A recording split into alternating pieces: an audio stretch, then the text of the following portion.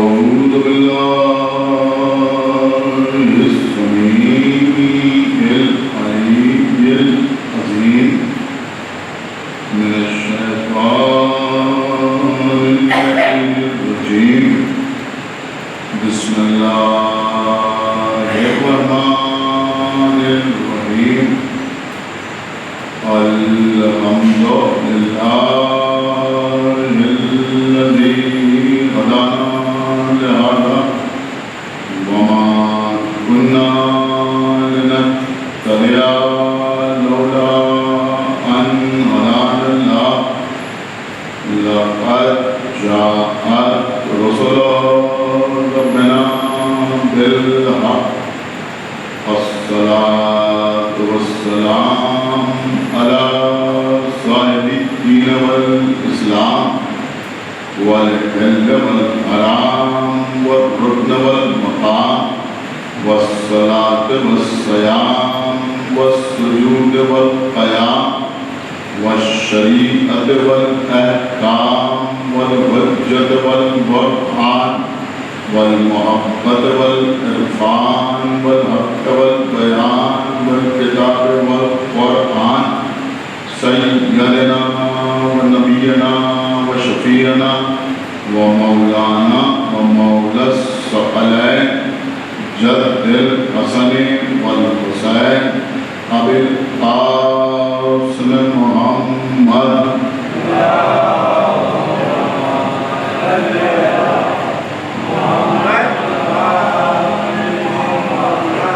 وعلى أهل بيته الطيبين الطاهرين المعصومين المظلومين المنتخبين المنتجبين الذين أذهب الله عنهم الرجس وطهرهم تطهيرا.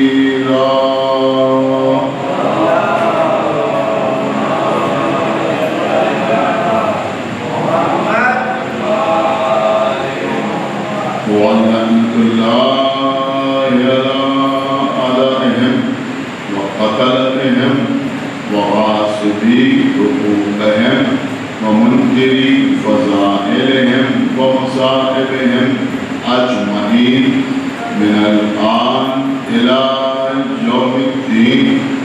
أما بعد فقد قال الله سبحانه تبارك وتعالى في كتابه المجيد وفرقانه الحميد وقوله الحق.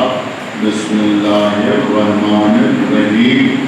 ألف لام ميم ذلك الكتاب لا ريب فيه هدى للمتقين الذين يؤمنون بالغيب ويقيمون الصلاة ومما رزقناهم ينفقون.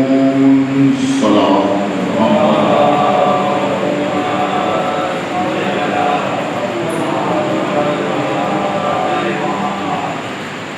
حضرات، مسلسل آپ سے گفتگو کا سلسلہ جاری ساری ہے. آج اس سلسلے کی یعنی عشرہ اربعین کی تیسری مجلس منعقد ہوئی. سورہ بقرہ جو قرآن کا سب سے بڑا سورہ ہے، اس کی پہلی آیت کو سرنامہ سبحان قرار دیا ہے. بسم اللہ الرحمن الرحیم کے بعد ارشاد رب العزت رہا ہے کہ الف لام میم، ان حروف مقطعات کے بعد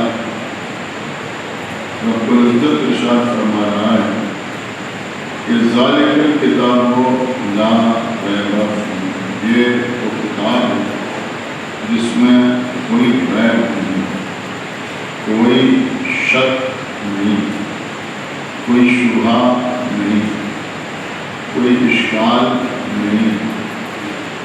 یہ ہدایت ہے متقین کے لیے، صاحبان تقویٰ کے لیے۔ اس کے بعد صاحبان تقویٰ کی پہچان بتائی جا رہی ہے، اور پہلی پہچان یہ بتائی جا رہی ہے کہ یؤمنون بالغیب، جو صاحبان تقویٰ ہیں، جو متقین ہیں، وہ غیب پر ایمان رکھتے ہیں، ویقیمون الصلاۃ، اور نمازوں کے قائم کرنے والے ہیں، ومما رزقناہم ينفقون، اور ان کو اللہ کی طرف سے رزق ملتا ہے اس میں انفاق کرتے ہیں، دوسروں کے درمیان اسے تقسیم کرتے ہیں، بخیل نہیں ہوتے بلکہ رزق کو محتاجوں کے درمیان، مستحقین کے درمیان تقسیم کرنے والے ہوتے ہیں۔ اس سے پہلے کی 2 مجالس میں نے آپ کے سامنے چند باتیں اللہ کی کتاب کے سلسلے میں یعنی قرآن مجید کے حوالے سے عرض کرنے کی کوشش کی۔ سب سے پہلی بات تو میں نے یہ عرض کی کہ یہ قرآن جو ہمارے گھر میں رکھا ہے یا ہماری مساجد پر رکھا ہوا ہے، اس قرآن کو رسول کے بعد کسی اور نے جمع نہیں کیا، بلکہ خود اللہ کے رسول نے قرآن کو جمع کرا۔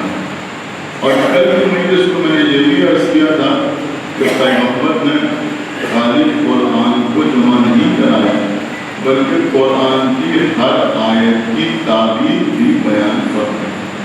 اور رسول اللہ کی آنکھ بند ہونے کے بعد مولا علی نے ان تمام تعبیرات کو جو رسول اللہ نے بیان کی تھی قرآن مجید کی آیات کے ساتھ جمع کیا، اور یہ جمع شدہ قرآن کے جس میں تنزیل کے ساتھ تعبیر وہ بھی پیغمبر کی بتائی ہوئی موجود تھی، مولا علی لے کر گئے، لیکن لوگوں نے اس قرآن کو لینے سے انکار کر دیا۔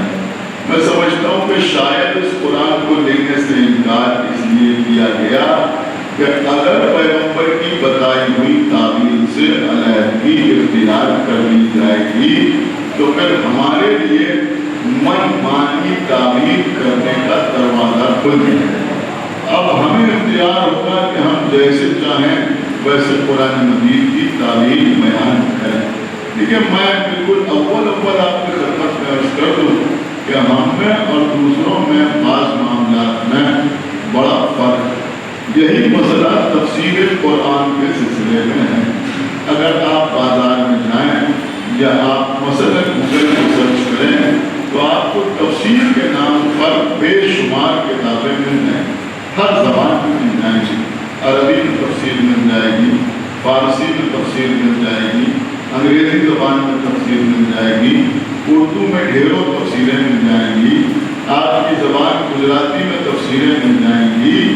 لیکن کبھی آپ اس نقطے پر غور کیجئے کہ تفسیر دوسرے فرقے کے علماء نے بھی لکھی اور تفسیر ہمارے فرقے کے علماء نے بھی تحریر کی، لیکن ان کے علماء میں اور ہمارے علماء میں ایک زمین آسمان کا فرق رہا کہ انہوں نے قرآن مجید کی آیات کی تفسیر اپنی عقل کے مطابق لکھی، اپنے فہم کے مطابق لکھی، اپنی سمجھ کے مطابق لکھی، اپنے خیال کے مطابق لکھی، یعنی جیسا ان کا مزاج تھا اس کے اعتبار سے انہوں نے قرآن مجید کی تفسیر تحریر کر یعنی اپنی رائے کے مطابق قرآن کی تفسیر کی۔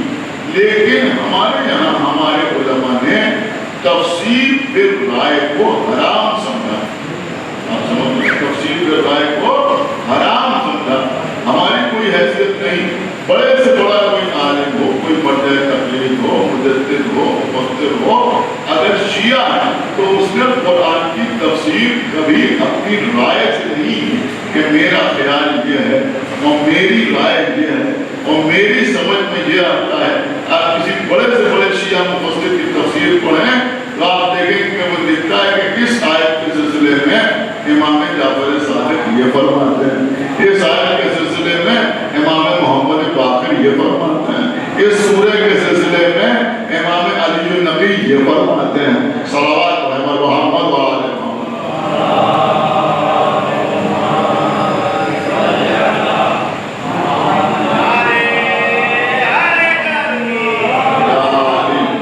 کہ دھیرے دھیرے مقاصد کو آگے بڑھا رہا ہوں، دھیرے دھیرے ماشاءاللہ مومنین بھی آ رہے ہیں. تو حقیقت یہ ہے عزیزوں کہ ہمارے یہاں جو بھی تفسیر لکھی گئی وہ معصومین کے حوالے سے لکھی گئی. جب تک کسی معصوم کا قول سامنے نہ آ جائے ہم قرآن مجید کی کسی آیت کی تفسیر کرنا پسند نہیں کرتے. کیوں نہیں کرتے؟ اس لیے نہیں کرتے کہ اللہ نے صاف صاف قرآن مجید میں کہا کہ ہم نے اس کی تعبیر کا علم کسی کو عطا نہیں کیا سوائے ان کے کہ جو راسخون فی العلم. تو وہ راسخون فی العلم سوائے محمد و آل محمد کے کوئی اور نہیں ہے. اب میں ایک چھوٹی سی بات آپ کی خدمت میں عرض کر رہا ہوں جس سے میرے خیال میں آپ اپنا مقصد تک پہنچ سکتے ہیں، اس کو آپ تمہید بھی سمجھ سکتے ہیں. دیکھیے دیکھو سارے مسلمانوں کا عقیدہ نہیں بلکہ ایمان ہے اس بات کے اوپر کہ لا رد ولا یابس الا فی کتاب مبین. یہ کوئی حدیث نہیں ہے، کسی مسلمان کا قول نہیں ہے، امت مسلمہ کا دعویٰ نہیں ہے، بلکہ خود قرآن مجید کی یہ آیت ہے کہ اللہ صاف صاف کہہ رہا ہے کہ کوئی خشک و تر ایسا نہیں ہے جو اس کتاب میں موجود نہ ہو. اب آپ مجھے بتائیں کہ جب کوئی خشک و تر ایسا نہیں ہے جو اس کتاب میں موجود نہ ہو، تو جیسا کہ میں نے پہلی مجلس رات کی خدمت میں عرض کیا تھا کہ بھئی جب ہر خشک و تر قرآن مجید میں ہے تو اگر ہم کسی کے ہاتھ میں قرآن دیں اور اس سے کوئی بڑی بات نہ پوچھیں، اس سے یہ نہ پوچھیں کہ آسمان پر کیسے جایا جائے، اس قرآن کو دیکھ کے بتاؤ، اس سے یہ نہ پوچھیں کہ چاند پر کیسے پہنچیں، اس قرآن کو دیکھ کے بتاؤ، اس سے یہ نہ پوچھیں کہ خلام کو کیسے عبور کریں، اس قرآن کو دیکھ کے بتاؤ، اس سے یہ نہ پوچھیں کہ الیکٹریسٹی کیسے بنائیں، اس قرآن کو دیکھ کے بتاؤ. کوئی بڑا سوال نہ کریں، ایک چھوٹا سا سوال اس سے کریں کہ بھائی اس قرآن کو دیکھ کے بتاؤ کہ صبح کی نماز کئے رکعت پڑھی ہے. ہمیں بتاؤ کہ ظہر کی نماز کتنے رکعت ہے. قرآن دیکھ کے بتاؤ، حدیث کی طرف رجوع نہ کرنا، صرف قرآن کی کسی آیت سے بتاؤ کہ مغرب کی 3 رکعتیں کہاں لکھی ہیں، عشاء کی 4 رکعتیں کہاں لکھی ہیں. اچھا یہ جانے دو، یہ جو ہم نماز پڑھتے ہیں کہ پہلے نیت کی، اس کے بعد تکبیرۃ الاحرام، اس کے بعد پھر رکوع کے بعد سجدہ، پھر استغفار کے بعد پھر سجدہ، اور پھر اسی طرح ایک رکعت نماز، اور پھر نماز تشہد اور سلام. تو یہ ترکیب نماز، یہ ترتیب نماز قرآن مجید کے کس سورے میں ملے گی، قرآن مجید کی کس آیت میں ملے گی؟ آپ مجھے بتائیں. بڑی عجیب بات میں آپ کی خدمت میں عرض کر رہا ہوں. ماشاءاللہ نوجوان بھی بیٹھے ہوئے ہیں، پڑھے لکھے لوگ بیٹھے ہیں. ایک طرف قرآن کا یہ دعویٰ ہے کہ ہر شے قرآن مجید میں موجود ہے. تو جب ہر شے ہے تو فجر کی 2 رکعت ہونا چاہیے یا نہیں؟ جب ہر چیز ہے تو ترکیب نماز ہونا چاہیے یا نہیں؟ تو اب اگر پوچھا جائے کہ یہ سب کہاں ہے تو مسلمان ایک ہی جواب دے سکتے ہیں کہ بھئی یہ سب کچھ اقیم الصلاۃ میں موجود ہے. ایک جواب ہے نا، یہ سب کچھ. دیکھیے ابھی بات کی منزل آئے گی کہ یہ سب کچھ اقیم الصلاۃ میں موجود ہے. میں اپنے بچوں کے لیے عرض کر رہا ہوں کہ اگر کبھی کوئی آپ سے پوچھے کہ یہ مجلس قرآن میں کہاں ہے، یہ ماتم قرآن میں کہاں ہے، یہ تبرک قرآن میں کہاں ہے، یہ مرثیہ قرآن میں کہاں ہے، یہ نوحہ قرآن میں کہاں ہے، یہ جلوس ادا قرآن میں کہاں ہے، یہ شبیہ روضہ مولا کائنات قرآن میں کہاں ہے. کیا سن رہے ہیں آپ؟ یہ علم قرآن میں کہاں ہے، یہ شبیہ الجنات قرآن میں کہاں ہے، یہ شہزادہ علی اصغر کا گہوارہ قرآن میں کہاں ہے، یہ شب داری قرآن میں کہاں ہے. بڑی قیمتی بات میں آپ کی خدمت میں عرض کر رہا ہوں. حالانکہ عزیزوں ماشاءاللہ ہمارے علماء نے ایک ایک چیز کے لیے قرآن کی آیات کتابوں میں پیش کی ہیں، لیکن اب ظاہر کی بات ہے کہ نہ ہم آپ کو وہ ساری آیات سنا سکتے ہیں، نہ آج کے دور میں کوئی نوجوان ان ساری آیتوں کو یاد رکھ سکتا ہے. لہذا ایک آسان سا جواب میں بچوں کو بتا رہا ہوں کہ اگر کوئی آپ سے پوچھے کہ یہ سب قرآن میں کہاں ہے تو اس کو جواب دیجئے کہ جیسے تمام ارکان نماز اقیم الصلاۃ میں سمٹ آئے ہیں، ایسے ہی ساری عزاداری آیہ مودت میں سمٹ آئے ہیں. صلوات محمد محمد و آل محمد.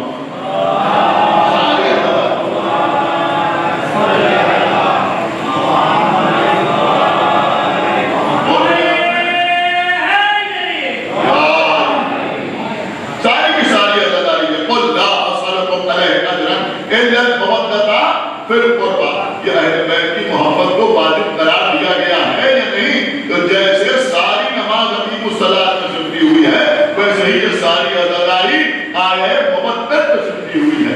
ارے بھائی یہ محبت ہی تو ہے جو فرض ادا نہیں چل رہا، یہ محبت ہی تو ہے جو آپ بارش کے باوجود یہاں فرض پر آ کے بیٹھ گئے ہیں۔ جو اہل بیت کی محبت ہی تو ہے جو آپ ذکر سن رہے ہیں، جو اہل بیت کی محبت ہی تو ہے جو آپ ماتم کر رہے ہیں، جو اہل بیت کی محبت ہی تو ہے کہ جو اپنی گاڑی کمائی کی رقم ادائے امام حسین پر خرچ کر رہے ہیں۔ تو یہ سب کچھ محبت ہی میں تو ہے یا کسی اور وجہ سے؟ کہ ہر چیز کا تعلق جو ہے وہ اہل بیت کی محبت ہے۔ بہرحال آپ کی توجہ ہو گئی، جن کو آنا تھا وہ بھی آ گئے۔ اب میں آپ کی خدمت میں عرض کروں، بڑی آسان بات ہے، اب یہ دوسروں کے لیے عرض کر رہا ہوں کہ جیسے مثلا انہوں نے کہا بھائی رمضان کے روزوں کے جو احکامات ہیں وہ قرآن میں نظر نہیں آ رہے ہیں، حج کے ارکان قرآن میں نظر نہیں آ رہے ہیں، اشارے نظر آ رہے ہیں، مگر جیسے ہم دیکھنا چاہتے ہیں ویسے نظر نہیں آ رہا، اور قرآن کا دعویٰ ہے کہ اس میں سب کچھ موجود ہے۔ دیکھیے ہمارے بڑے بڑے علماء گزرے ہیں، بڑے بڑے ذاکرین گزرے ہیں، یہاں جو بزرگ حضرات بیٹھے ہوئے ہیں، ہو سکتا ہے ان میں کوئی ایسا ہو جس نے بالکل عالم شباب میں سنا ہو۔ ایک ہمارے بہت زبردست عالم و خطیب و ذاکر گزرے ہیں جن کا نام تھا سید محمد صاحب دہلوی۔ پہلے ہندوستان میں رہتے تھے، اب جب پارٹیشن ہوا تو وہ پاکستان چلے گئے۔ ظاہر سی بات ہے کہ ہم نے انہیں نہیں دیکھا اور نہ ان کی کوئی مجلس سنی، لیکن ان کی ایک مجلس جو کتابی شکل میں شائع ہوئی اس میں انہوں نے اس سلسلے میں دیکھیے میرے خیال میں اس بات کے لیے بھی دعاؤں میں یاد رکھیں کہ اس وقت جتنے حضرات بیٹھے ہیں میں چاہتا ہوں کہ وہیں پہنچتا کبھی کوئی مسئلہ نہ ہوتا، لیکن میں چاہتا ہوں کہ اگر کسی بزرگ کا کوئی نقطہ ہے، کوئی کوشش ہے، کسی کی کوئی محنت ہے تو اس کے نام کے ساتھ آپ تک پہنچ جائے تاکہ آپ کی بھی سمجھ میں آئے کہ بات کہاں سے چلی ہے اور بزرگ کو بھی سارے ثواب ہو جائے کہ اس کے پڑھنے کے بعد کچھ دن کے بعد اس کا نقطہ لوگوں کے سامنے مجلس میں پڑھا جا رہا ہے اور توجہ۔ اور اس سے یہ بھی ثابت ہوتا ہے کہ بھائی اگر اہل بیت کے سلسلے میں کوئی محنت کرتا ہے تو وہ محنت مرد نہیں کرتا۔ ایک سلامات محمد محمد و آل محمد نہیں کرتا۔ تو سید محمد دہلوی نے بہت خوبصورت سی مثال دی، اور جو بچے یہاں بیٹھے ہوئے ہیں وہ زیادہ اچھی طرح اس کو محسوس کر سکتے ہیں۔ انہوں نے کہا کہ بھائی قرآن میں سب کچھ موجود ہے لیکن دکھائی نہیں دیتا۔ تو انہوں نے کہا جیسے آج کی تحقیق یہ بتاتی ہے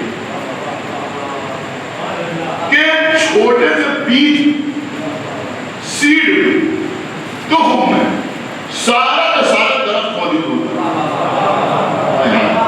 خدا کے لیے بھائی تھوڑا سا بیدار ہو جائیں، ایک چھوٹے سے بیج میں، ایک تخم میں، ایک سیڈ میں سارا کا سارا درخت جو ہے وہ موجود ہوتا ہے۔ جن بچوں نے زولوجی پڑھی ہے وہ میری بات کو زیادہ اچھی طرح سے سمجھ سکتے ہیں کہ بھائی ایک تخم میں سارا درخت موجود ہوتا ہے، اسی میں جڑیں بھی ہوتی ہیں، اسی میں تنا بھی ہوتا ہے، اسی میں شاخیں بھی ہوتی ہیں، اسی میں پتے بھی ہوتے ہیں، اسی میں پھول بھی ہوتے ہیں اور اسی میں پھل بھی ہوتا ہے۔ سب کچھ ایک بیج میں موجود ہوتا ہے، لیکن اگر وہ بیج ہم آپ کے ہاتھ میں رکھیں اور آپ سے پوچھیں کہ اس میں تنا ہے تو اگر انکار کر دے آدمی تو جاہل ہے۔ سمجھ رہے ہیں؟ آپ سے پوچھیں کہ اس میں شاخیں ہیں، اس میں پتے ہیں، اس میں پھول ہے، اس میں پھل ہے، اگر کوئی کہے کہ نہیں ہے تو وہ جاہل کہتا ہے۔ لیکن اگر ہم کہیں کہ دکھاؤ تو کوئی دکھا سکتا ہے کہ بھائی یہ شاخیں ہیں، یہ جڑ ہے، یہ تنا ہے، یہ پتے ہیں، یہ پھول ہے۔ اگر کوئی پڑھا لکھا بچہ ہے تو ہو سکتا ہے بیچ میں ڈسکشن کر کے ہمیں آسان دکھائے کہ بھائی یہ چیز جو ہے ڈیولپ ہو کر تنا بن جائے گی اور اس سے شاخیں پیدا ہو جائیں گی اور اس سے پتے بن جائیں گے اور اس سے پھول بن جائیں گے، اور جب پھول ڈیولپ ہوگا تو وہی ہر کی شکل میں ہمارے سامنے آ جائے گا۔ تو کوئی آسان تو دکھا سکتا ہے، لیکن جیسے ہم دیکھنا چاہتے ہیں ویسے کوئی ہمیں دکھا نہیں سکتا۔ آپ سمجھتے ہیں کہ قرآن میں سب کچھ کیسے جمع ہے؟ سمجھ رہے ہیں؟ تو بھائی یہ اب بیج آپ ہاتھ میں لیے بیٹھے رہیے۔ اب یہ جملہ اگر آپ تک پہنچ گیا تو شاید آپ خاموش نہ رہیں گے کہ بیج ہاتھ میں لیے بیٹھے رہیے، جب میں بدل کے کہوں کہ بیج کی تلاوت کرتے رہیے۔ ہو سکتا ہے بیج کی تلاوت کرتے کرتے کرتے کرتے آنکھوں کی روشنی رخصت ہو جائے، لیکن جو ہم دیکھنا چاہتے ہیں، جو آپ سے ڈیمانڈ کر رہے ہیں کہ آپ دکھائیے، وہ آپ ہمیں دکھا نہیں کرتے. تو جب تک بیج کو ہاتھ پر لیے بیٹھے رہے کچھ بھی آپ کو حاصل نہ ہوا. لیکن بڑا آسان ہے چھوٹے سے بچے کے لیے سب کچھ حاصل کر لینا. کیسے؟ کہ اسی بیج کو مٹی کے حوالے کر دیجیے. بیج تو وہی ہے نا، اسے ہاتھ میں نہ لیے بیٹھے رہیے، اسے شوکیس میں نہ رکھیے، بلکہ اس کو مٹی کے حوالے کر دیجیے. کچھ دن میں تنا بھی سامنے آ جائے گا، شاخیں بھی سامنے آ جائیں گی، پتیاں بھی سامنے آ جائیں گی، پھول بھی سامنے آ جائیں گے، پھل بھی سامنے آ جائیں گے. تو جو کچھ بیج میں تھا سب کچھ سامنے آ گیا. جب اسے مٹی کے، یا لفظ بدل دوں تو آپ کو لطف آ جائے، جب اسے تراب کے حوالے کیا، جب اسے تراب کے حوالے کیا تو سب کچھ حاصل ہو گیا. تو بھیا جیسے ایک چھوٹے سے بیج سے بغیر تراب کے وسیلے کے کچھ حاصل نہیں ہوتا، ایسے ہی قرآن سے بھی بغیر ابو تراب کے. صلوات پر محمد وعلیہ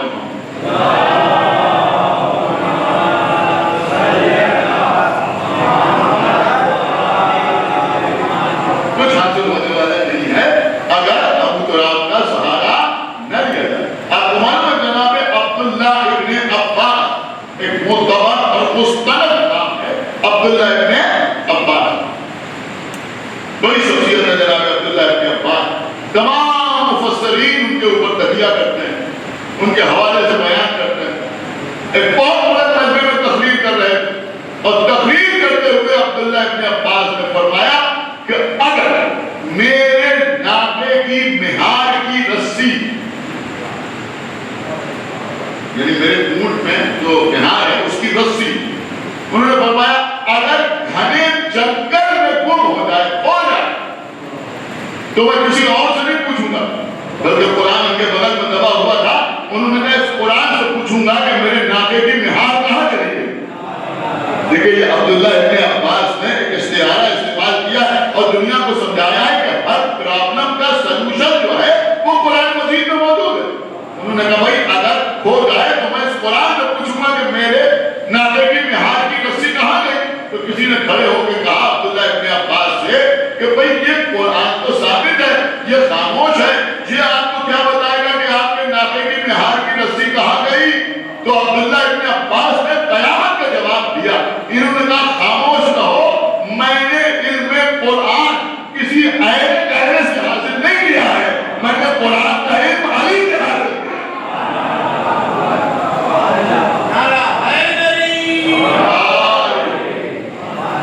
میں نے علم قرآن کس سے حاصل کیا؟ کہ میں نے علم قرآن علی سے حاصل کیا ہے. تو اب آپ بتائیں کہ جب شاگرد کا علم اس منزل کے اوپر ہے تو پھر استاد کا علم کس منزل کے اوپر ہوگا؟ تو مولا علی کے بغیر قرآن مجید سے کچھ حاصل نہیں کیا جا سکتا. اب جو آج کی مجلس میں بہت خاص بات جو میں نے سوچا تھا کہ آج کی مجلس میں کل ہی ارادہ کر دیا تھا کہ آپ کی خدمت میں عرض کروں گا، اس کو آپ پوری توجہ کے ساتھ تمام فرمائیں. دیکھیے کل میرے خیال میں مجلس یہاں پہ تمام ہوئی تھی کہ ایک ہے قرآن کی تنزیل اور ایک ہے قرآن کی تعریف. بہت ہی مشہور و معروف حدیث ہے پیغمبر اسلام جس کو ہمارے تو تمام علماء نے لکھا ہی، شیخ صدوق نے لکھا ہے، شیخ مفید نے لکھا ہے، علامہ مجلسی نے لکھا ہے، دیگر تمام علماء نے ہمارے تحریر کیا اور معصومین کے حوالے سے تحریر کیا. تو لیکن شیعوں کے علاوہ اہل سنت کے بھی تمام علماء اس حدیث کو تحریر کرتے ہیں.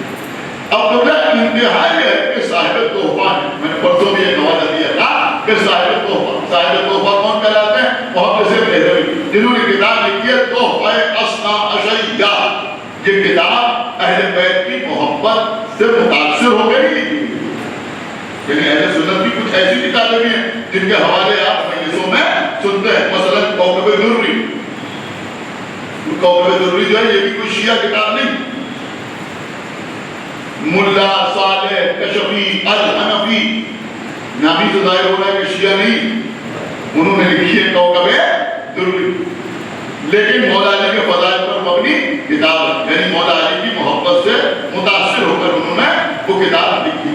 یا مثلا ارض عبید اللہ امرتسری کی کتاب، یہ وہ کتابیں جو آسانی سے بازار میں مل جاتی ہیں، لہذا میں اس کا ذکر کر رہا ہوں کہ عبید اللہ امرتسری کی کتاب ارجح المطالب، یہ عبید اللہ امرتسری جو تھے یہ رامپور اسٹیٹ ہے بقاعدہ یوپی میں، تو رامپور کی رضا لائبریری، وہی لائبریری رضا لائبریری ہے، تو اس کا نام ہے اس وقت ہندوستان کی لائبریریز میں، تو رضا لائبریری میں ملازم تھے عبید اللہ امرتسری، پڑھے لکھے آدمی تھے۔ اب ظاہر بات ہے کہ لائبریری میں جو ہزار کو نوکری دی نہیں جائے گی، پڑھے لکھے لوگوں کو تو نوکری دی جائے گی نا، تو نہایت پڑھے لکھے آدمی تھے، تو اب جب یہ وہاں بیٹھتے تھے تو خود بھی شوق ہوتا تھا کہ کوئی کتاب نکالیں پڑھیں، تو پڑھتے ان کو دلچسپی پیدا ہوئی مولا علی کے فضائل کے سلسلے میں، تو جتنی کتابیں رضا لائبریری میں موجود تھی ان سب سے انہوں نے فضائل امیر المومنین کو کلیکٹ کیا اور لکھا، لیکن ابھی ان کا دل نہیں بھرا، پھر وہاں سے نکلے پھر حیدرآباد گئے اور پھر دوسری مقامات پر گئے، یعنی ہندوستان میں ناصریہ لائبریری گئے اور جہاں گئے وہاں گئے، یعنی جہاں جہاں لائبریریز تھی وہاں وہاں گئے، اور جس کتاب میں مولا علی کی کوئی فضیلت ملی انہوں نے اس کو جمع کیا۔ لیکن حیرت انگیز بات یہ ہے کہ اسی کتاب کے مقدمے میں عبید اللہ امرتسری نے خود تحریر کیا کہ میں شیعہ حضرات سے معذرت خواہ ہوں کہ میں ان کی کتابوں کے حوالے سے کچھ نہیں لکھ سکتا۔ صلوات محمد علیہ ان کی کتابوں کے حوالے سے کچھ نہیں لکھ سکتا۔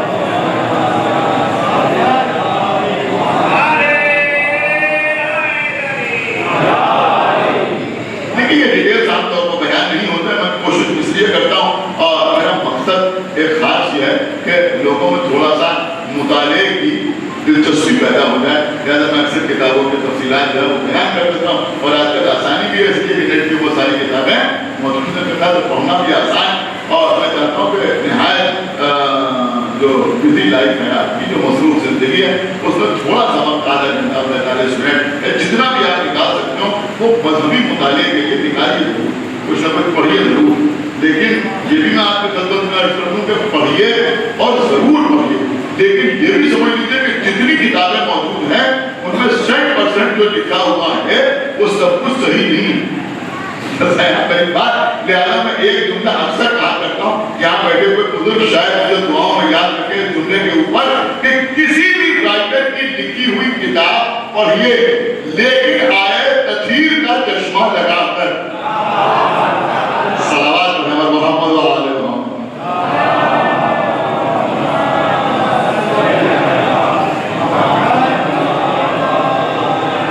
تو بنا ذکر رہا تھا کہ یہ ارجح المطالب اس میں بھی موجود ہے، تو لیکن ارجح المطالب جو ہے تو اہل سنت کی کتاب، لیکن انہوں نے مولا علی سے محبت کی وجہ سے ہی تو یہ کتاب لکھی، یا مثلا علامہ ابن ابی الحدید الغزالی نے شرح نہج البلاغہ لکھی تو وہ بھی مولا علی کی محبت کی وجہ سے لکھی، لیکن یہ کتاب جو ہے تحفہ اثنا عشریہ یہ نہ تو مولا علی کی محبت کی وجہ سے لکھی گئی اور نہ اس کتاب میں انہوں نے اپنے مذہب کے مسائل کو تحریر کیا، بلکہ اس کتاب کا ہدف ہم سمجھ رہے ہیں، اس کتاب میں ہمارے مذہب کو، ہمارے دین کو، تشیع کو باطل ثابت کرنے کی کوشش کی گئی ہے۔ اب آپ سمجھ سکتے ہیں کہ کتنی زہریلی کتاب ہوگی، سمجھ رہے ہیں، خدا کے لیے بیدار ہوئیے، یعنی آپ اگر پڑھیں بھی تو صبر کا ارادہ کر کے پڑھیں کہ نماز کیا کیا انہوں نے لکھا ہوگا آپ کے خلاف، لیکن عزیزوں ظاہر سی بات ہے کہ اگر ہم اسے پڑھیں نا تو مجلس کیسے پڑھیں، بہت توجہ آپ کا چاہتا ہوں، تو اس کتاب میں تحفہ اثنا عشریہ میں بھی انہوں نے اس حدیث کو تحریر کیا ہے کہ پیغمبر اسلام نے بھری ہوئی مسجد میں مولا علی کو مخاطب کر کے کہا کہ یا علی، جس طرح سے میں نے تنزیل قرآن پر جہاد کیا ہے ایسے ہی آپ تعبیر قرآن پر جہاد ایسے ہی آپ تعبیر قرآن پر جہاد کریں گے۔ اب بالکل آپ کے مطلب کی بات، اور میں دیکھتا ہوں کہ کون خاموش رہتا ہے، ہو سکتا ہے بہت سے بچوں کے لیے نہیں ہو بات کہ محدث دہلوی یہ حدیث لکھنے کے بعد تحریر فرماتے ہیں، سنیں میرے نوجوان بچے جو بہت غور سے سنیں، بزرگ کی سوال فرمائے، وہ لکھتے ہیں کہ اہل سنت والجماعت کا مذہب بھی یہی ہے، خیال نہیں، فکر نہیں، نظریہ نہیں، قول نہیں، بلکہ وہ کہہ رہے ہیں اہل سنت یہی ہے کہ جنگ جمل اور جنگ صفین میں مولا علی حق پر تھے.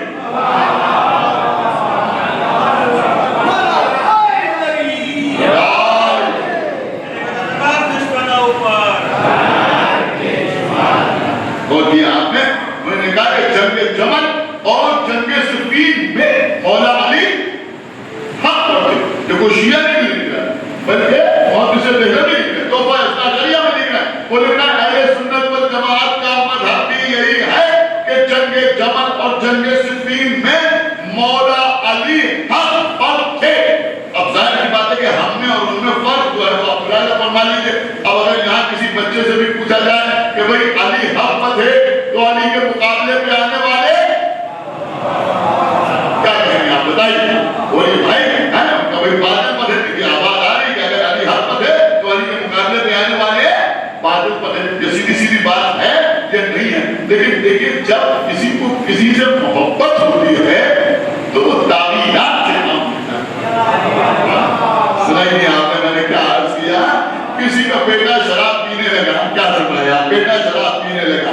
کسی کی اولاد جوا کھیلنے لگی, کسی کا بیٹا چوری کرنے لگا. اب باپ کے سامنے کہا گیا آپ کا بیٹا چوری کر رہا ہے, شراب پی رہا ہے, جوا کھیل رہا ہے. کیا سننا ہے آپ. تو اب کیونکہ باپ کو بیٹے سے محبت ہے لہذا کچھ نہ کچھ بہانہ کرے گا ضرور, کچھ نہ کچھ تعبیر کرے گا ضرور. کیا سننا ہے آپ. وہ کچھ نہیں تو یہی کہے گا کہ صحبت کی وجہ سے بگڑ گیا. خدا کے لیے بہتر ہو یہ محلے میں فلاں فلاں لوگ تھے ان سے دوستی ہو گئی, ان کی دوستی کی وجہ سے ایسا ہو گیا ورنہ ہمیشہ سے ایسا نہیں تھا. تو اس کا مطلب یہ ہوگا کہ محبت جو ہے وہ کچھ نہ کچھ تعبیر پیش ضرور کراتی ہے. تو انہوں نے یہ تو لکھا کہ جنگ جمل اور جنگ صفین میں علی حق پر تھے, لیکن اب ذرا بچا کے لکھا اور علی کے مقابلے پر آنے والے خطا اور غلطی پر تھے. دیکھیں یہ کہتے ہیں کہ ہم سر چھوڑ کے بولتا ہے, لکھنا پڑا کہ علی کے مقابلے پر آنے والے خطا اور غلطی پر تھے. دیکھیں اصل میں خطا اور غلطی کا لفظ اس لیے استعمال کیا کہ اس میں تھوڑی سی بچت ہو جاتی ہے کہ بھئی ان سے خطا ہو گئی, ان سے غلطی ہو گئی. اب ہو گئی خطا, ہو گئی غلطی, ہم میت پڑھ رہے ہیں, ہم نے کہا بھئی یہ خطا ہو گئی, یہ غلطی ہو گئی تو ہیں تو انسان نہ, لہذا ہم نے کہا خطا ہو گئی, غلطی ہو گئی. لیکن بہرحال نکتہ نکالنا تو ہمارا بھی کام ہے. میں نے کہا خطا پر تھے, غلطی پر تھے. اب یہ مجمع مجھے بتائے کہ جو جمل میں علی کے مقابلے پر آئی وہ کون ہے؟ کہ وہ رسول کی زوجہ. اور جو صفین میں علی کے مقابلے پہ آیا اسے مسلمان کہتے ہیں وہ رسول کا صحابی. شاید آپ غور ہی نہیں کر رہے ہیں. جو جمل میں علی کے مقابلے پہ آئی وہ رسول کی زوجہ, اور جو صفین میں علی کے مقابلے پہ آیا وہ کون ہے؟ کہ وہ رسول کا صحابی. مسلمانوں کی نظر میں, ہماری بات نہیں ہے, مسلمانوں کی نظر میں رسول کا صحابی جو صفین میں علی کے مقابلے پہ آیا, جو جمل میں آئے وہ رسول کی زوجہ. اب وہ کہہ رہے ہیں کہ ان سے خطا ہو گئی, غلطی ہو گئی. اس کا مطلب یہ ہوا کہ آپ نے بھی یہ مانا کہ ازواج سے خطا ہو سکتی ہے, صحابی سے غلطی ہو سکتی ہے. تو خالی یہ جملہ نہیں ہے بلکہ یہ جملہ بتا رہا ہے کہ آپ نے بھی ایکسپٹ کیا کہ نہ رسول کی ازواج معصوم ہے نہ افعال معصوم. صلوات محمد و آلہ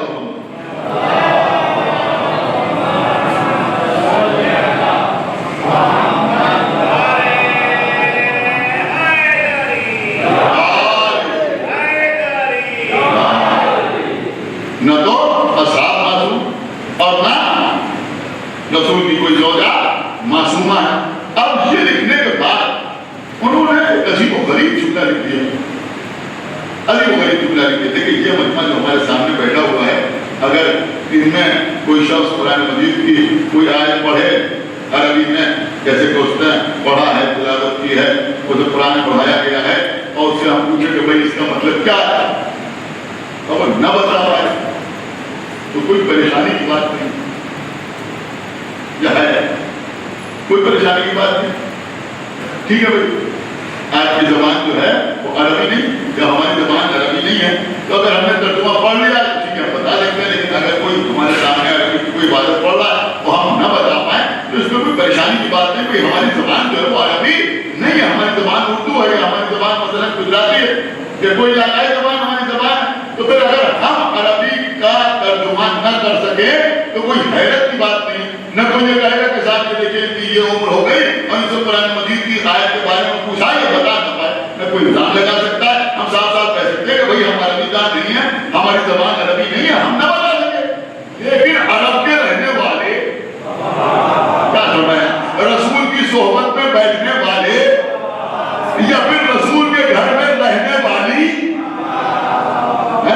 اب وہ جملہ کیا لکھتے ہیں؟ وہ لکھتے ہیں، اب پھر سے پورا جملہ ان کا عرض کر دو آپ کی خدمت کو جو انہوں نے لکھا ہے تو آپ کو لطف آ جائے اور میری بھی محنت وصول ہو جائے. وہ لکھتے ہیں کہ اہل سنت والجماعت کا مذہب بھی یہی ہے کہ جنگ جمل اور جنگ صفین میں علی حق پر تھے اور علی کے مقابلے پر آنے والے خطا اور غلطی پر تھے.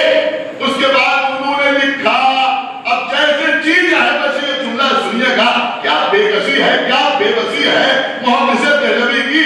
وہ لکھتے وہ بیچارے قرآن کی آیت کا مطلب نہیں سمجھ سکے.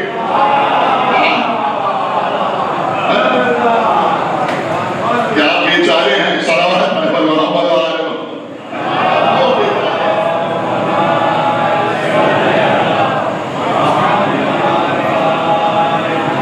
دیکھیے گھٹا مجھے سے کاٹ ہو رہی ہے، لہذا پوری ذمہ داری کے ساتھ عرض کر رہا ہوں. جو بھی ممبر پہ آ کے غیر ذمہ دارانہ بات نہیں کی جاتی تو وہ لکھتے ہیں وہ بیچارے قرآن کی آیت کا مطلب نہیں سمجھ سکے. اسی لیے تو وہ کہتے ہیں کہ ان سے خطائے اجتہادی ہو گئی. یہی تو خطائے اجتہادی. میں نے کہا وہ قرآن کی آیت کا مطلب نہیں سمجھ سکے. اب ایک جملہ ضرور آپ کی خدمت میں عرض کروں گا کہ ہمیں حیرت تو اسی بات پر ہے کہ جو لوگ قرآن کی ایک آیت کا مطلب نہیں سمجھ سکے، آپ سارا دین انہیں سے لینے کے لیے تیار. سارا دین سارا مذہب انہیں سے لینے کے لیے تیار. تو کتابیں بھری پڑی ہیں، مومنین یہ کہہ رہے ہیں اور صحابی یہ کہہ رہے ہیں. ارے بھیا جو قرآن کی آیتوں کا مطلب ہی نہ سمجھ سکے وہ تمہیں کیا سکتا ہے؟ لہذا الحمدللہ ہم نے دین ان سے نہیں لیا بلکہ ہم نے دین ان سے لیا کہ جو رسول کی آغوش میں تمثیلی کے عالم میں پوچھتے ہیں زبور سناؤ، توریت سناؤ، انجیل سناؤ یا قرآن سناؤ. تو ہم نے ہمیشہ اہل بیت اطہار سے دین کو لیا. یہ خطائے اجتہادی عجیب و غریب مسئلہ ہے. خطائے اجتہادی کہہ کر لوگوں کی غلطیوں کے اوپر اور ان کے جرم پر پردہ ڈالنے کی کوشش کی جاتی ہے. اسی لیے مرزا غالب نے فرمایا، ہزار بار آپ نے سنا ہو لیکن جب سنیے لطف آتا ہے. کیا غلط کے اشعار انہوں نے فرمایا، وہ فرماتے ہیں کہ یہ اجتہاد اگر دیکھیے ایک بات میں آپ کی خدمت میں عرض کر دوں کہ یہ جو اجتہاد کی مذمت ہے، اگر آپ کتابیں پڑھیں تو شروع میں شیعہ علماء نے بھی اجتہاد کی مذمت کی ہے، لیکن وہ اجتہاد اور اس زمانے میں جو اجتہاد ہے یہ اور یہ بالکل باقاعدہ ایک الگ موضوع ہے. اس لیے کہ وہ اجتہاد جو تھا وہ امام کی نص کے مقابلے، ظاہر سی بات ہے کہ اگر معصوم کے مقابلے میں اجتہاد کیا جائے تو وہ قابل مذمت ہوتا ہے. سمجھ رہا؟ اور یہاں ہمارے یہاں مسئلہ ہی یہی ہے کہ کلیہ ہے. یہ بات آپ ہمیشہ اپنے ذہن میں رکھیں، یہ کلیہ ہے کہ جو معصوم ہوتا ہے وہ مجتہد نہیں ہوتا اور جو مجتہد ہوتا ہے وہ معصوم نہیں ہوتا. یہ بالکل کلیہ ہے. تمام مراجع کرام نے اور تمام علماء نے، تمام مجتہدین نے یہی بیان کیا. تو اسی لیے میں نے تھوڑی سی وضاحت کرنی کہ بچے یہ نہ سمجھے کہ یہ اس اشتہار کی بات ہو رہی ہے کہ اس اشتہار کی بات ہوئی جس کا تذکرہ ابھی آپ کے سامنے ہو رہا تھا، جس کے لیے لوگ کہتے ہیں کہ صاحب حاکم شام سے یا ان کی والدہ گرامی سے خطا اجتہادی ہو گئی. تو پھر جو غالب فرماتے ہیں وہ کہتے ہیں یہ اجتہاد ادب ہے کہ ایک دشمن دین وہ کہتے ہیں کہ اجتہاد عجب ہے کہ ایک دشمن دین علی سے آ کے لڑے اور خطا کہیں اس کو صلوات محمد و آل محمد، علی سے آ کے لڑے.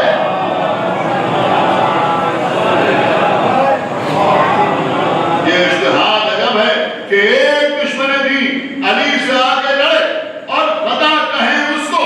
اور اس کے بعد حضرت کا شعر انہوں نے فرما دیا. وہ فرماتے ہیں کہ یزید کو تو نہ تھا اجتہاد کا پایا،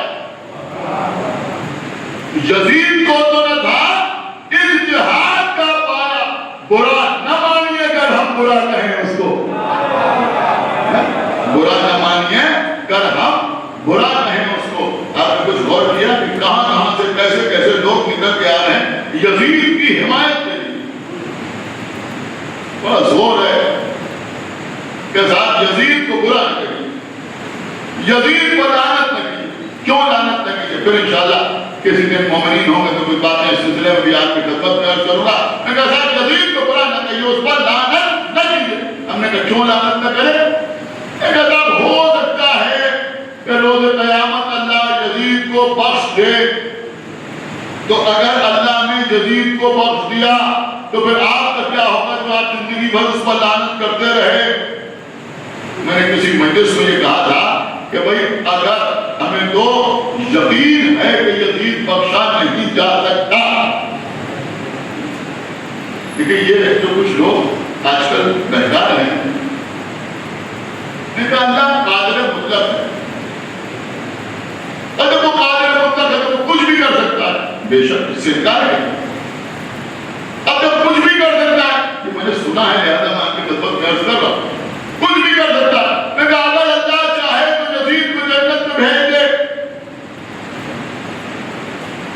اور جسارتیں تو یہاں تک پڑھ گئی کہ اس کے برعکس جملہ بھی کہہ دیا گیا، جو میں حالانکہ جب میں کفر نہ باشد لیکن پھر بھی میں کہہ نہیں سکتا، آپ خود اس کو سمجھ لیں. تو انہوں نے کہا کہ اگر اللہ چاہے تو یزید کو جنت میں بھیج دے. عباد اللہ امام حسین کو غور کر رہے ہیں. اب اس کے آگے بات کچھ بھی کہی گئی ہو، لیکن یہ جملہ ہے کہ وہ غریب ہے کہ اگر اللہ چاہے تو یزید کو جنت میں بھیج. کیوں؟ میں نے کہا وہ قادر مطلق ہے. تم نے مطلب ہی غلط سمجھا. قادر مطلق ہے یہ مطلب تھوڑی. میں اس سارے مطلب جب پوچھ رہا ہوں آپ مجھے بتائیں اللہ نماز پڑھ سکتا ہے؟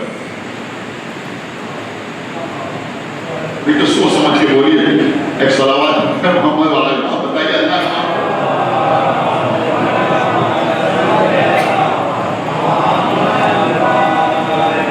نہیں. شاید آپ وہاں پہنچے نہیں. آپ بھائی بولیے اللہ نماز پڑھ سکتا ہے؟ نہیں پڑھ سکتا نا. وہ قادر مطلب کیوں نہیں پڑھ سکتا؟ جب قادر ہے ہر کام کر سکتا ہے. کچھ سنایا یا نہیں؟ تو نماز کیوں نہیں پڑھ سکتا؟ اللہ سجدہ کر سکتا ہے. ارے بھائی کتنے لوگ بیٹھے ہوئے یہاں سامنے ہمارے سارے بزرگ بیٹھے ہوئے ہیں کرسیوں کے اوپر. ان حضرات کے لیے بھی دعا کیجیے کہ خداوند عالم ان کی پریشانی کو دور کرے اور ان کے گھٹنوں کا جو درد ہے، جو پریشانی ہے ڈسک وغیرہ کی کسی بھی قسم کی وہ دور ہو. جو بھی فرش ادا پہ آ کے بیٹھے مجبوراً بیٹھتے ہیں کرسی کو، یہ دعا کرنا بھی ضروری ہے. کوئی ایک آدمی ایسا مجھے نظر نہیں آ رہا کہ جس نے سر ہلایا ہوگا ہاں ہاں اللہ سجدہ کر سکتا ہے، اللہ نماز پڑھ سکتا ہے. جب قادر مطلق ہے تو کیوں نہیں سجدہ کر سکتا؟ بولیے کیوں نہیں سجدہ کر سکتا؟ کوئی جواب ہے؟ جب قادر مطلق ہے تو سجدہ کیوں نہیں کر سکتا؟ دیکھیے ایسا جواب آپ کی خدمت میں عرض کروں گا کہ شاید کوئی سمجھدار خاموش نہیں رہے گا. ہم سیدھا ہو کے کہہ رہے ہیں کہ اللہ نماز نہیں پڑھ سکتا. اس لیے نہیں پڑھ سکتا کہ وہ معبود ہے، اب نہیں ہے. سمجھا؟ وہ معبود ہے، اب نہیں ہے، اس لیے وہ نماز نہیں پڑھ سکتا. اگر وہ نماز پڑھے گا تو کس کی نماز پڑھے گا؟ وہ معبود حقیقی ہے، ہم اس کے آپ ہیں کہ نماز ہمارے لیے ہے، عبادت ہمیں کرنا ہے، اس کی عبادت کرنا. وہ کس کی عبادت کرے؟ اللہ سجدہ نہیں کر سکتا اس لیے کہ وہ مسجود ہے، ساجد نہیں ہے. یہی مسئلہ تو ہے. تو اگر کوئی یہ کہے کہ صاحب اللہ نماز نہیں پڑھ سکتا تو کیا اس کا مطلب یہ ہے کہ وہ اللہ کو قادر مطلق نہیں مانتا؟ یہ بالکل بے تکی بے وقوفی والی تعلیم ہے جو لوگ استعمال کرتے ہیں. میں کہا اگر اللہ چاہے تو یزید کو جنت میں بھیج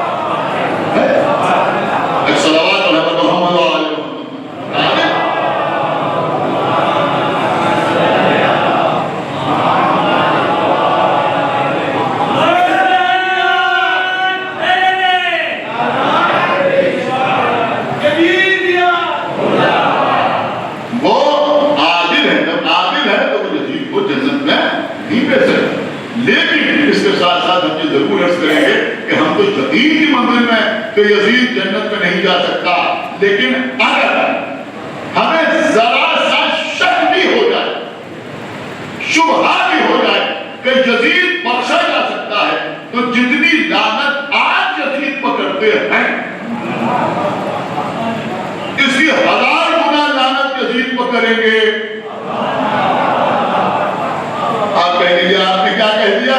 یہ ہم نے اس لیے کہہ دیا کہ جب نبی کے نواسے کو قتل کر کے یزید بخشا جا سکتا ہے تو ابو سفیان کے پودے پر لعنت کر کے ہم کیوں نہیں بچے جاتے؟ سیدھی سیدھی بات ہے۔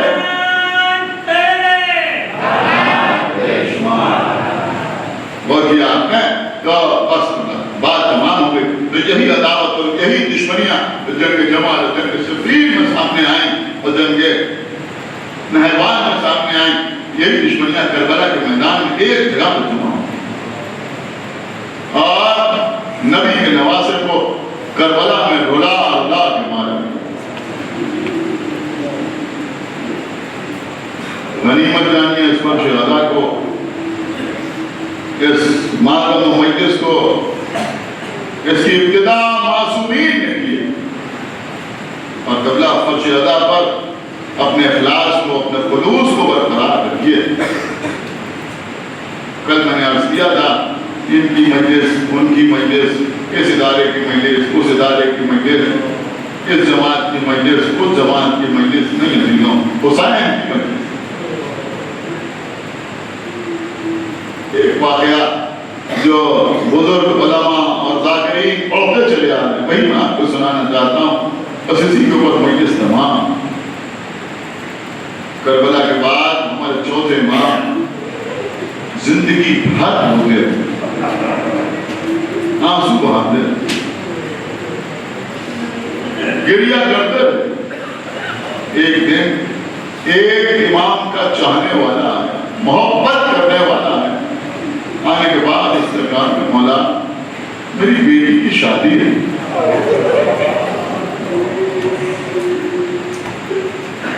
اگر آپ تشریف لے آئیں تو بڑی عزت افزائی ہوگی اور ہمارا گھر جنت بن جائے گا اگر آپ تشریف لے آئیں گے۔ امام نے فرمایا بھائی اللہ تیری بیٹی کو، تیرے داماد کو زندہ رکھے، سلامت رکھے، آباد رکھے، خوش رکھے، لیکن جب سے ہمارے بابا مارے گئے ہمارا دل نہیں چاہتا کسی تقریب مسرت میں شرکت کرے۔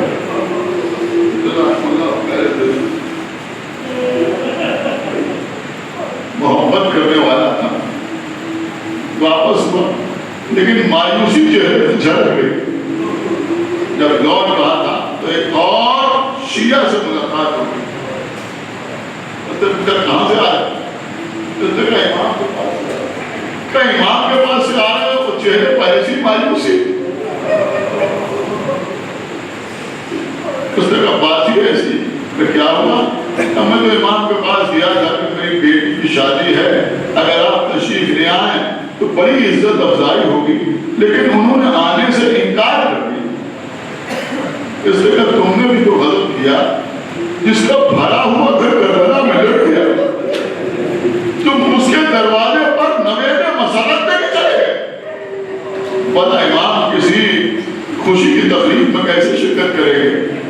اس نے کہا کہ میں ان کا دل دکھانا نہیں چاہتا تھا، میں تو صرف یہ چاہتا تھا کہ وہ میرے گھر آ جائیں، ان کے قدم میرے گھر میں آ جائیں تاکہ میرے گھر کو بھی کچھ زینت مل جائے۔ اس دوسرے شخص نے کہا تم یہی تو چاہتے ہو نا کہ امام تمہارے گھر میں آ جائیں؟ کہا ہاں ہم یہی چاہتے ہیں۔ اب ایک بار پھر چلے جاؤ اور جا کر امام سے کہنا کہ میں نے اپنے گھر میں آپ کے بابا کی مجلس کا اہتمام کیا، آپ کے بابا کی ادا کا اہتمام کیا، فلاں دن فلاں وقت پر دیکھو امام آنے کا وعدہ کرتے ہیں نہیں کرتے۔ یہ شخص دوبارہ آیا، اجازت مانگی، اجازت ملی، امام کی خدمت میں حاضر ہوا، امام کو سلام کیا، مولا فلاں دن فلاں وقت پر میں نے اپنے گھر میں آپ کے بابا کی مجلس کا اہتمام کیا۔ بس یہ سننا تھا کہ امام نے فرمایا بھائی ہم ضرور آئیں۔ یہ خوش ہو گیا، واپس آیا. اب ذرا آپ غور کیجیے کہ شادی کے گھر میں اس نے مجلس حسین کا انتظام کیا. آج ہمارے یہاں بعض مقامات پر جو شادی کے گھر میں مجلس ہوتی ہے، خواتین کھڑے ہو کے ماتم کرتی ہیں، یہ مجلس نہیں ہوتی، یہ ماتم نہیں ہوتا، یہ کربلا والوں کو مہمان بلایا جاتا ہے. اور شادی کا گھر تھا لیکن اہتمام مجلس امام حسین کا ہوا. لوگ جمع ہو گئے، امام وقت مقررہ پر تشریف لائے، اس نے لے جا کے ممبر کے قریب امام کو بٹھایا. لوگ جمع ہو گئے، ذاکر ممبر کو گیا، مجلس پڑھنا شروع کی، خوب مسائل پڑھے ذاکر نے.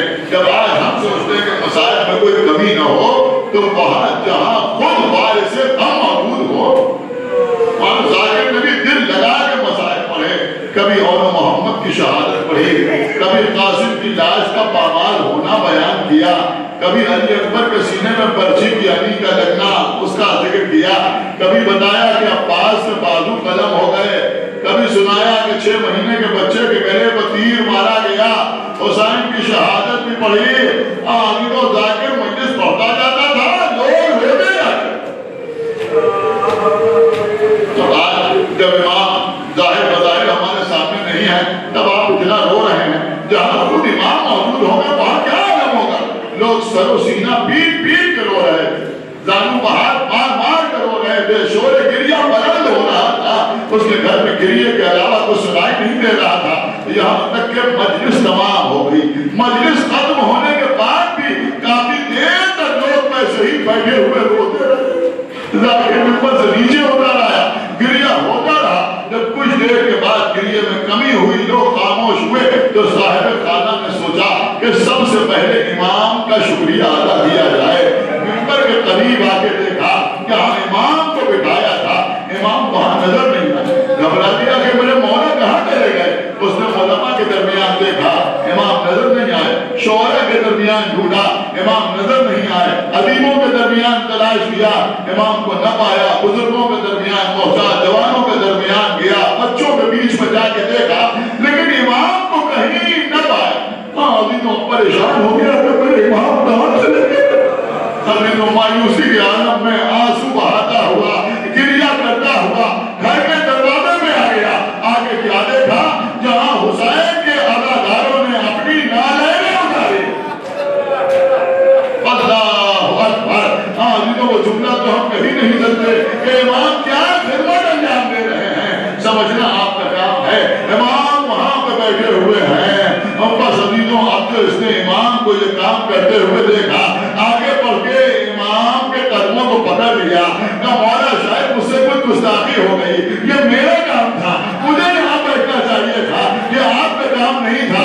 امام نے اس کے دونوں بازوؤں کو پکڑ کے اٹھایا. خود بھی امام کھڑے ہوئے، اسے سینے سے لگایا، اسے سینے سے لگایا. دیکھیں یہ جملہ اگر آپ تک پہنچ گیا اور آپ نے اس کا ادراک کر لیا تو آپ ہر مجلس میں وقت سے پہنچنے کی کوشش کریں گے.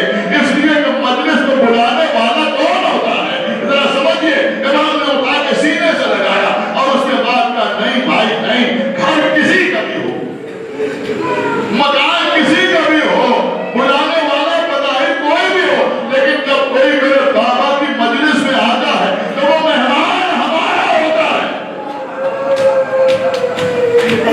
امام نے عجیب جملہ کہا کہ بھائی جو ہمارے بابا پر روتا ہے وہ ہم پر احسان کرتا ہے. کہ مولا آپ پر کون احسان کر سکتا ہے؟ کہ ہاں بھائی یہ احسان ہی جو ہے کہ وہ اس پر رونے کے لیے آتا ہے جس پر رونے والوں کو کربلا میں رونے نہ دیا گیا. ارے اگر میری پھوپھی زینب روتی تھی تو تازیانہ مارا جاتا تھا. اگر میں روتا تھا تو زنجیر کھینچی جاتی تھی. اگر میری بہن سکینہ روتی تھی تو رخساروں پر تماچے مارے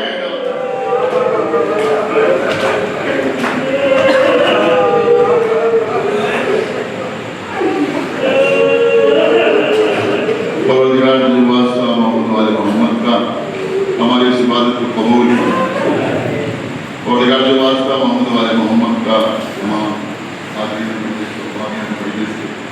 دلی مقاصد کی تکلیف ہو. پروردگار جل واسطہ محمد والے محمد کو ہم کو ہمارے صالحہ کی توفیق عنایت فرما. پروردگار جل واسطہ محمد والے محمد जो बीमार हैं उनको शिफाए कुल्ली अता फरमा। परवरदिगार जो मकरूर हैं उनका कर्ज जल्द से जल्द अदा हो। परवरदिगार उनकी बेटियां हैं उनको जल्द से जल्द बेहतर से बेहतर रिश्ता नसीब। परवरदिगार जो वास्ता मोहम्मद वाले मोहम्मद का हम जब तक जिंदा रहें आखिरी सांस तक आले मोहम्मद की विलायत और उनके दुश्मनों की अदावत पर जिंदा हैं और दुनिया से जाएँ तो ये दोनों अजीम तरीन नेमतें जिस सबब नजात में अपने साथ ले और दिगार जल्द अज जल्द हमारे इमाम ज़माना का ज़हूर फरमा और उनका साथ और अंसार का मनशमा।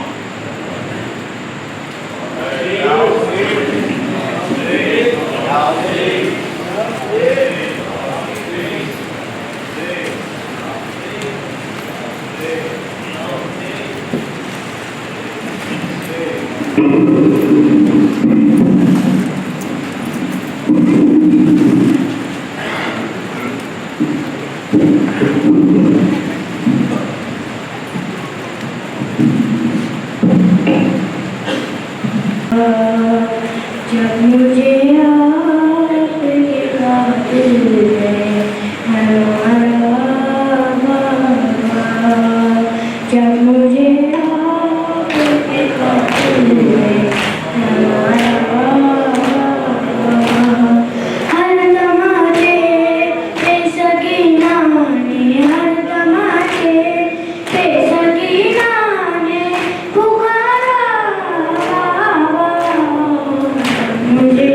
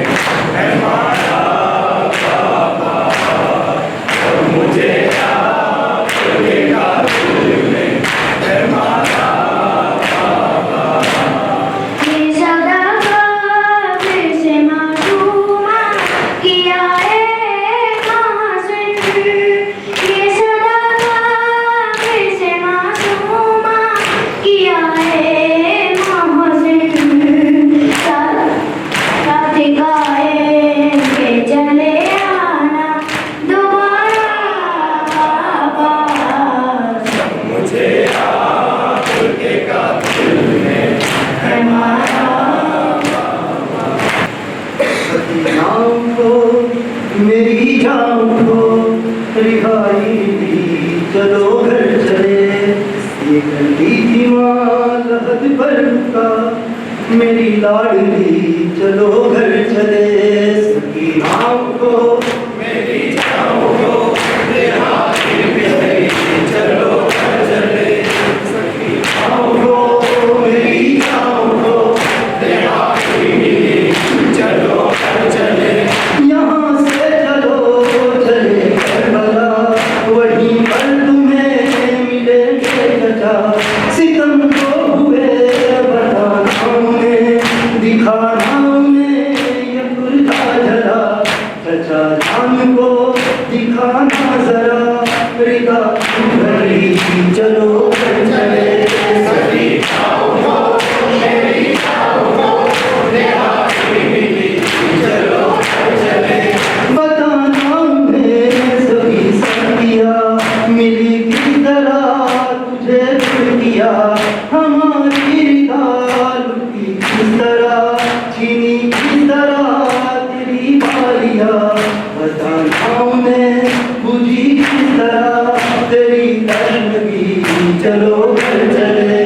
سکی جاؤ گو میری جاؤ گو رہائی ملی، چلو گھر چلے. بدن سے ملو تو دل چھوئی ہو، بتانا انہیں بہت روئی ہو. قسم لو گھر تمہارے بنا، سکینہ کبھی کہیں سوئی ہو. لہد کی ملے جب تجھے تو کہنا یہی، چلو گھر چلے. سکی جاؤ گو میری جاؤ گو رہائی ملی، چلو گھر چلے.